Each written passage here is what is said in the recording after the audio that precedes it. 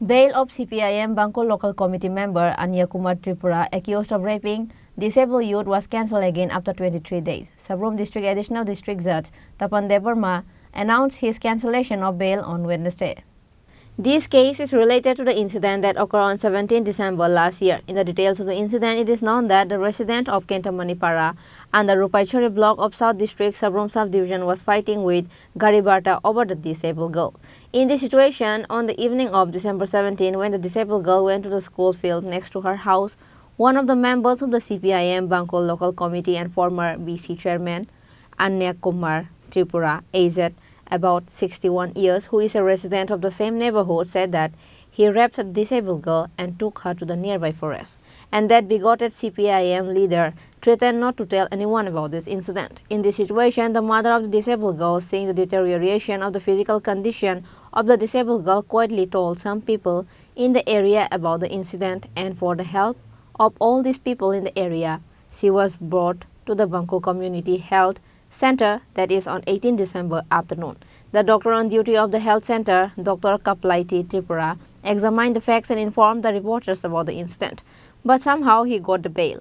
After that, he was arrested, but somehow he got the bail. Later, after 23 days, his bail was cancelled and it was announced by the district judge Tapan Devarma on Wednesday. This information was given by APP Priyanka Mazumdar of Sabrom Court to the media.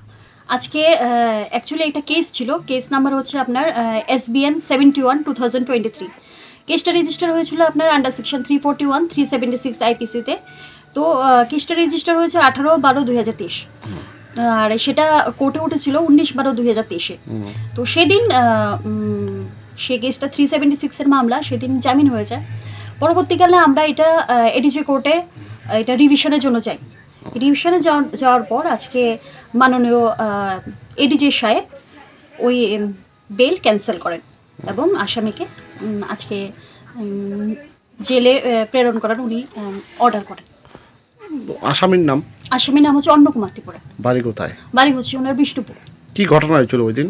ঘটনা হয়েছিল উনি একটা 19 ইয়ারের একটা মেয়েকে উনি প্রলোভন দেখিয়ে উনি নিয়ে যান এবং ওনার সাথে যেটা ফিজিক্যালি ওনাকে মেয়েটাকে ইন্টারকোর্স করা হয়, 376 যাকে বলে ওইটা করা হয়, করেছেন আর কি। তার জন্য ওনার এগেনস্টে ভারতীয় দণ্ডবিধি 376-এ মামলা রুজু করা হয় এবং সেই পরিপ্রেক্ষিতেই আজকে ক্যান্সেলেশনের প্রেয়ার ছিল। উনি সেদিনই জামিন পেয়ে গেছিলেন, কিন্তু পরবর্তী সময় এটা এডিজি কোর্টে আমরা ক্যান্সেলেশনের জন্য প্রেয়ার করি। প্রেয়ার পরে ওনার বেল ক্যান্সেল হয়ে যায় এবং মাননীয় আদালত ওনাকে জেলে প্রেরণ করে।